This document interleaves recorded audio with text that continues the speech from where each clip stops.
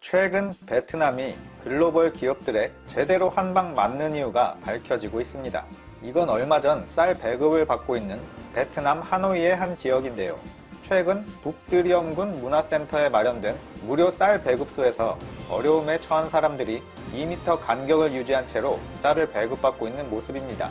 여기서는 최근 시국으로 생계난을 겪는 사람들을 위해 하루에 쌀 3kg씩을 나눠주고 있습니다.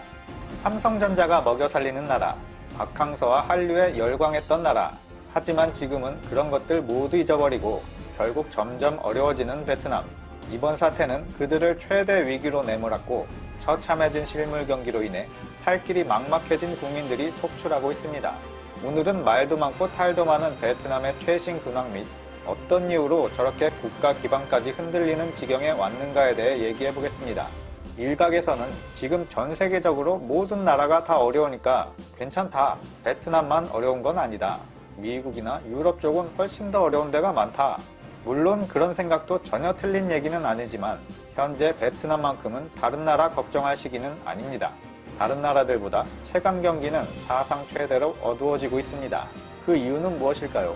먼저 이들의 경제 성장의 최전선에 있으면서 다수의 인력들이 생계를 이어가는 의류 공장들이 거의 올스톱에 가까운 상황입니다. 세계 글로벌급의 유명 의류업체들은 저렴한 인건비 등으로 베트남에 공장을 많이 세웠었는데요. 최근 사람과의 접촉을 피하는 세계적인 현상으로 공장 가동이 하나둘 멈춰감에 따라 사람들의 일자리도 하나둘 없어져 가고 있는 상황입니다. 그래도 한때 세계 8위의 공제섬유 수출국으로 알려져 있었지만 지금은 상황이 완전히 바뀌어서 유럽과 미국의 수십 개의 의류 회사들이 본사 사정으로 주문을 취소하기 시작했습니다.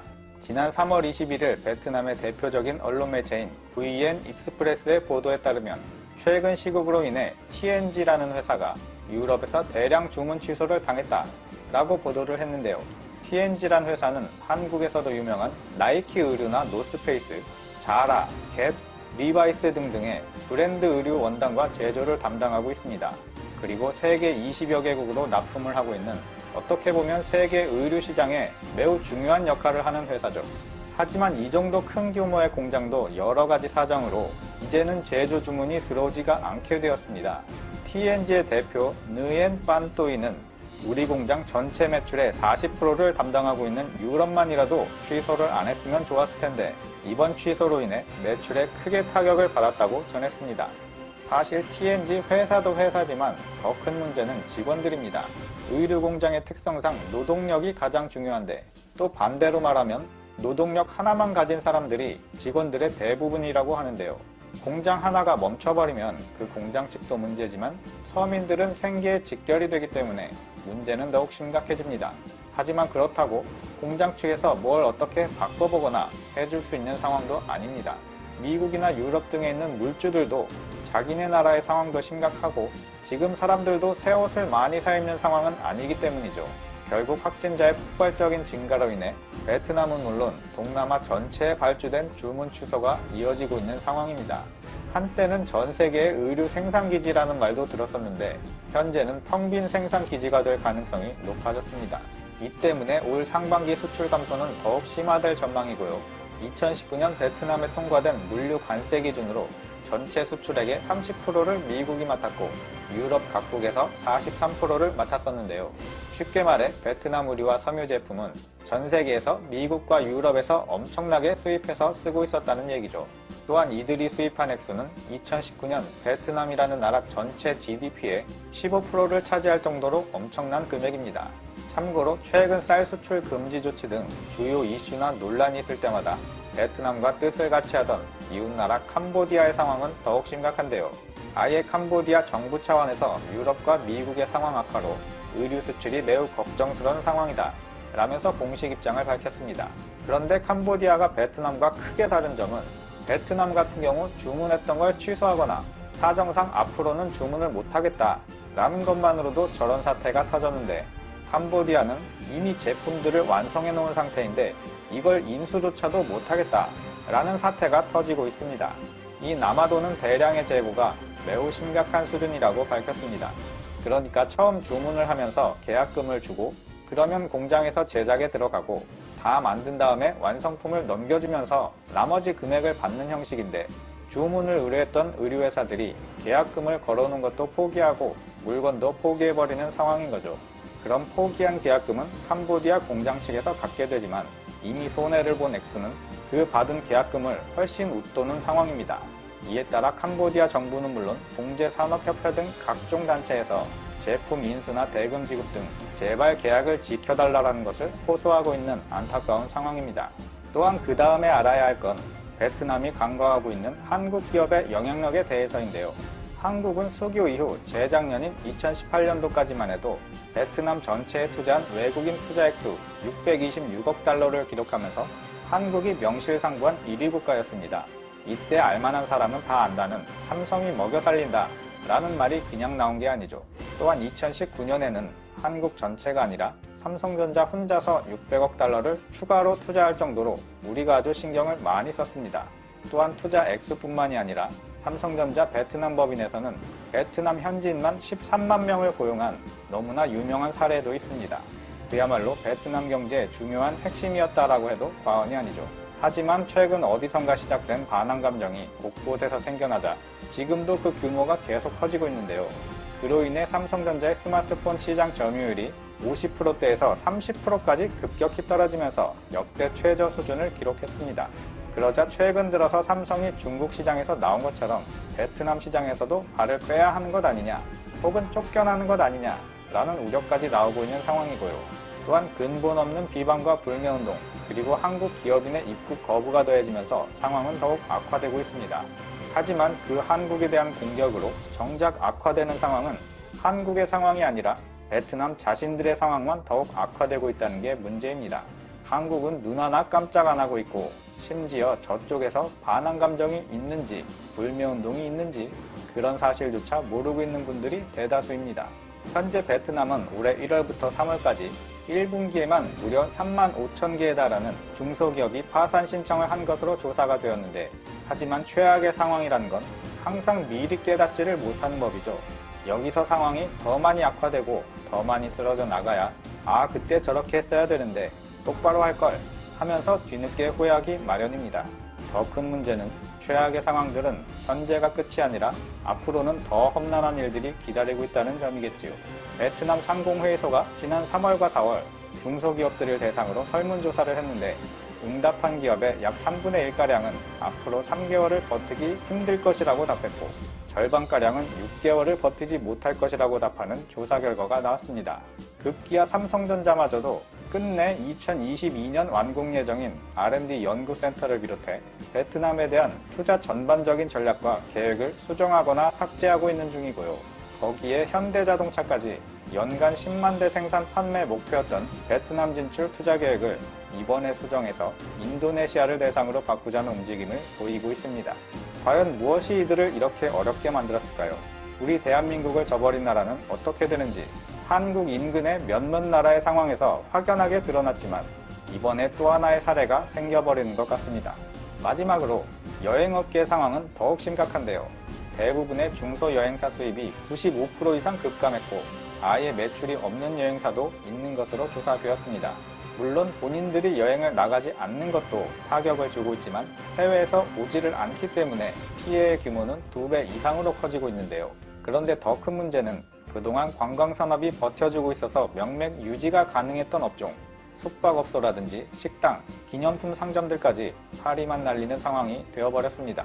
안 그래도 최근 사회적 거리두기 등으로 관광과 관련이 없는 업종과 가게들도 모두가 문을 닫는 상황에서 관광객 대상으로 먹고 살던 가게들은 엎친 데 덮친 격 최악의 상황입니다. 이번 사태가 금방 끝나지 않고 장기화가 될 경우 베트남 전국토는 총체적 난국에 빠지게 되는데요.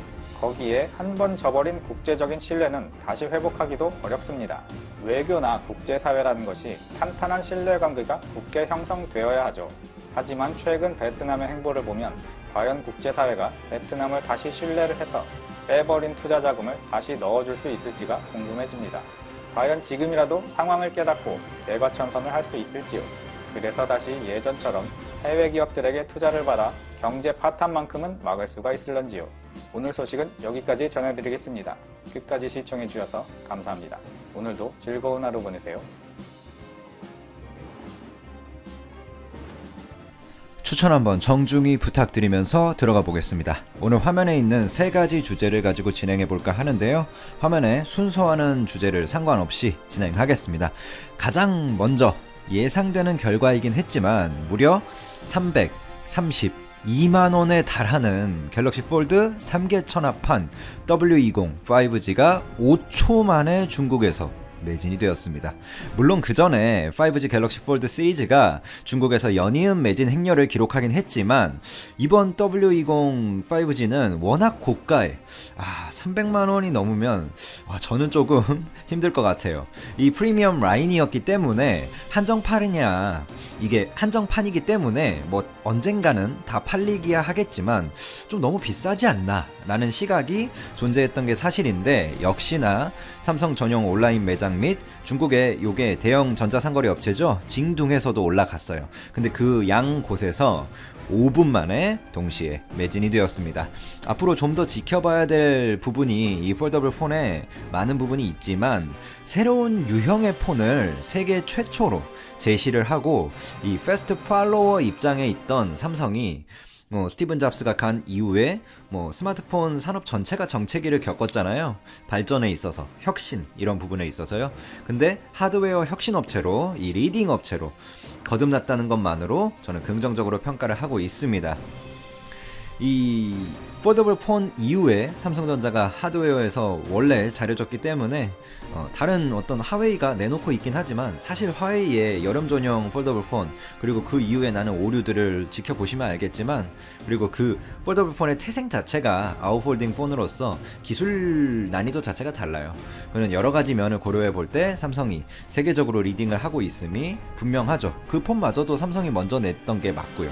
자, 중국 내수 시장에서 삼성이 과거 0.7%까지 떨어진 점유율이 무색하게 이 기술 리딩으로 강력하게 이제 파고들고 있고요. 또 새로운 동남아 시장인 필리핀에서도 중국 업체인 이 오포를 누르면서 삼성이 1위를 차지했습니다. 이런 수치가 또 유의미한 이유는 필리핀에서의 스마트폰 시장 자체가 11% 정도 감소세를 이번 분기에 띄고 있었기 때문에 더욱 의미가 깊습니다. 원래 시장이 어려울 때 점유율을 확보하는 업체가 결국 시장이 커진 후에 과실을 먹는 법이죠. 그게 좀 극단적으로 간 경우가 치킨게임이라고 생각하시면 되고요. 지금 우리나라 전기차 배터리 3사가 또 그렇죠. 전기차 배터리 시장 자체가 잠시 수축되는 모양새인데, 파나소닉이나 CATL, 비아디 사용량이 파나소닉 30% 폭락했고 CATL 13%인가요? 비아디는 65% 폭락했죠. 그게 파나소닉은 미국의 테슬라가 좀 부진해주면서 그렇게 폭락세가 있었고, CATL이나 비아디는 중국 보조금의 단계적 폐지로 사용량이 폭락을 했는데, 우리나라 배터리 3사 날아오르고 있죠. 그거랑 같은 맥락이 같게 필리핀 스마트폰 시장 전체는 11% 감소했는데, 삼성의 점유율 빠르게 확장이 되면서 필리핀 내에서 결국 1위를 기록했습니다. 필리핀은 중국 브랜드 점유율이 올 3분기 수준으로 봐도 57% 수준으로 중국 업체들의 강세가 뚜렷한 나라인데, 그 와중에서도 역시 삼성이 갤럭시 A 시리즈 이 중저가 브랜드 전략을 잘 쓰면서 이번 쾌거를 기록했습니다. 물론 아직 압도적인 어떤 점유율 차이는 아니라 비보 오포한테 언제든 역전당할 여지가 충분히 있지만, 원래 2위였던 삼성이 1위로 이렇게 빠르게 치고 올라간 것에 있어서 기분 좋은 일임은 분명하죠. 자, 마지막 주제죠. 이번에 일본의 소니가 독점 공급하던 소재 국산화시킨 기업이 하나 나왔습니다. 7월 이 수출 규제 이후에 소재라기보다 신기술이라고 보시면 돼요. 7월 일본이 이 수출 규제를 시작한 이후에 여러 가지 어떤 국산화들이 나왔죠. 제가 어제였나요? 그저께였나요? 그 반도체 핵심 공정 애칭에 들어가는 일부 그 장비를 또 국산화 시킨 그 세메스, 삼성의 자회사죠.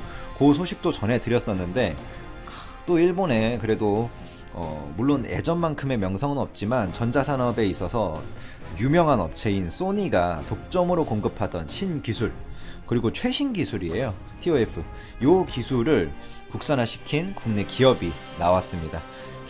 주인공은 뉴스에 이미 많이 나와서 제가 업체 이름을 가리고 이런 게 의미가 없어서 홍보는 절대 아니지만, 동훈아나텍이라는 회사인데요. 회사 개요만 살짝 말씀드리고 들어가 보면 동훈아나텍은 드라이버 IC를 설계하는 그런 전문적인 회사라고 보시면 됩니다. 스마트폰 카메라에 탑재되는 그 자동 초점 드라이버 IC나 뭐 LED 조명용 드라이버 IC 이런 것들, 뭐 다양한 구동 칩들을 개발한다. 뭐 이렇게 보시면 되고요. 2010년 이후에 스마트폰 카메라 AF 드라이버 IC는 세계 시장 점유율 1위를 이 회사가 기록하고 있는 회사입니다. 꽤나 유명한 회사라고 보시면 돼요. 이 업계에서는. 일본 소니가 독점 공급하면서 차세대 이미지 센서로 주목받는 이 비행시간 거리 측정이라고 불리는 TOF, 그러니까 이렇게 뿅 레이저를 쏴가지고 벽에 맞잖아요. 그러면 뭐 예를 들면 카메라로 친다면 셀카를 찍는다 이러면 얼굴에 그 레이저들이 맞고 다시 그 폰으로 가겠죠. 그러면 그 레이저가 왔다 갔다 한 거리가 있을 거 아닙니까? 그거를 통해서 이제 뭐 구현을 하는 거죠. 뭐 VR이나 AR나 가상현실 이런 거를, 그런 거를 구동하는 그 IC 드라이버 집적 회로가 국내 기술로 개발이 됐다. 이렇게 보시면 됩니다. 요게 삼성전자 협력까지 이야기가 벌써 나오고 있는 기술이에요. TOF 센서가 차세대 이미지 센서로 주목받는 기술인데, 그러니까 피사체를 향해서 발사한 빛이 튕겨져 나오는 그 시간을 갑자기 공식이 생각이 안 나네요. 그 거리를, 시간이 나오면 거리가 나오잖아요. 그걸 계산해서 사물의 입체감이나 뭐 움직임 등을 계산하는 결국에 3D 센싱 기술이라고 보시면 됩니다. 스마트폰 업계를 중심으로 이 TOF 기술 활용 여부가 굉장히 화두인데, 지금 사용자의 얼굴과 어떤 공간 정보를 인식하면서 AR이나 VR 이쪽에 쓰이는 거죠. 그리고 SL 방식이나 어떤 스테레오 카메라 방식 등의 다른 3D 센싱 기술에 이미 존재를 하는데, 그것에 비해서 꽤나 멀리 있는 사물도 이것은 감지할 수 있는 게 특징이라고 보시면 됩니다. 이 TOF 센서는 일본 이미지 센서의 강자라고 보는, 그 모든 일본이 이번에 파나소닉이 반도체 사업부를 철수하면서 반도체 명판이 일본에서 아예 내려갔잖아요. 그치만 이미지 센서만큼은 그래도 소니가 계속 해주면서 뭔가 강자의 어떤 면모를 유지했었는데, 그 소니가 독점하고 있던 TOF 센서를 우리나라 국내 업체가 이번에 해낸 거죠. TOF 센서가, 제가 TOF 센서를 했다 이렇게 말씀을 드리지만 혼자서 요거를 작동하는 그런 구동체는 아니고요. 칩 구동에 필요한 전류와 전압을 조절하는 그 TOF 센서에 들어가는 드라이버 IC가 있어야 되는데, 그거를 이렇게 국산화한 거죠. 그리고 요 드라이버 IC도 역시나 소니가 독점하고 있던 부분이고요. 한 2년 정도 R&D를 한 것 같아요. 이 TOF에 적용할 드라이버 IC를 이 이미지 센서 시장의 1위에 있는 소니에 도전장을 던진 이 삼성전자 시스템 LSI 사업부와 또 협력을 하면서 진행됐다는 후문이 있었습니다. 삼성전자가 이 소니가 점유율을 이미 50% 이상 확보하고 있는 이 이미지 센서 시장에 진입하기 위해서 뭐 2D용도 물론 잘 해주고 있지만 TOF, 사실 3D가 메인이잖아요. 이 센서 출시에 박차를 가하고 있는데, 새해 초에 삼성이 독자 TOF 제스춤 출시를 계획하고 있는데, 그때 이 동훈아나텍과 드라이버 IC 협력 아래서 100% 일본의 기술이 하나도 안 들어간 TOF 기술로 소니와 한번 경쟁을 해보지 않을까, 이렇게 업계에서는 지금 보고 있습니다. 그리고 요 TOF 기술을, TOF 드라이버 IC 기술을 동훈아나텍이 뭐라고 해야 되죠? 그 삼성에 협력을 제안한 게 아니라 삼성이 먼저 동훈아나텍의 기술력을 알아보고 협력을 제안해서 계속 같이 이야기를 하고 하면서 뭐라고 해야 되죠? R&D를 한 그 제품이다. 그리고 이 삼성의 TOF에만 최적화된 제품이 아니고요.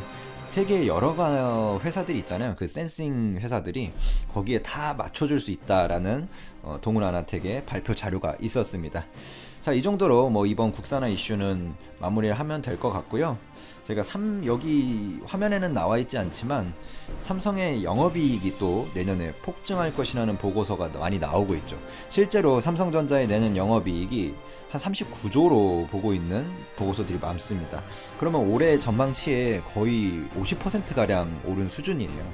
그래서 미중 무역 분쟁이 좀 완화되고 있고, 그리고 디램 가격이 반등이 이미 시작이 됐잖아요. 그러면서 삼성 주가가 주가가 더 간 건데, 사실 뭐 5G 네트워크 장비도 삼성이 잘해주고 있고 뭐 여러 가지 삼성이 또 비메모리 시장 파운드리에서도 잘해주고 있고 여러 가지 있지만, 그래도 역시 파이가 제일 큰 이 D램 부문에서 가격이 반등을 해주면서 주가가 갔다, 이렇게 볼 수 있는데, 그 내년을 기점으로 메모리 업황 반등 속도가 더 빨라질 것이다, 이렇게 보는 보고서들이 많이 나오고 있습니다. 요것에 대해서는 그냥 뭐 참고만 하시고, 뭐라고 해도 기존에 예측되는 보고서들을 좀 몇 달 전 거를 보면 내년 1분기 정도에 월 단위 D램 가격 반등이 시작되면서 2분기에 본격 가격 상승을 보통 전망했었거든요, 전문가들이. 근데